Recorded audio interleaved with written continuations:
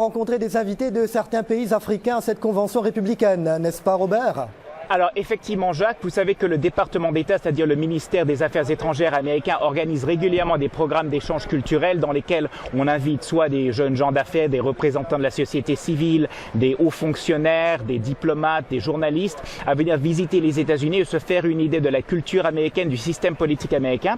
Eh bien ces deux jeunes gens que j'ai eu l'occasion de rencontrer étaient à Tampa justement pour cette convention républicaine. Ils seront à Charlotte la semaine prochaine pour suivre la convention démocrate et j'ai eu l'occasion de les rencontrer donc à Saint Petersburg, qui est une ville voisine de Tampa. On va d'abord écouter Jalil Ariel qui travaille dans la filière café-cacao en Côte d'Ivoire.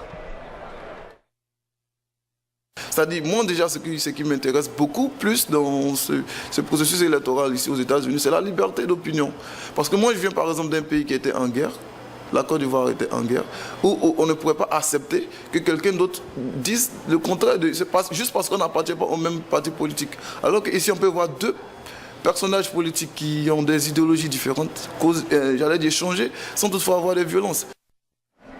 Alors j'ai également eu l'occasion de parler à Oni Rader. Elle représente la société civile à Madagascar et elle jette un regard un petit peu plus critique quand même sur le système politique américain. J'aurais peut-être quand même donné une place à au moins un troisième parti pour que les gens puissent choisir une troisième voie et pas ne choisir que peut-être entre le marteau et l'enclume.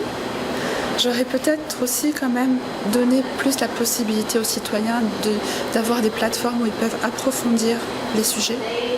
Et j'aurais quand même vraiment peut-être mis plus de règles au niveau du financement des partis pour encore une fois favoriser l'égalité qui fait partie des principes démocratiques.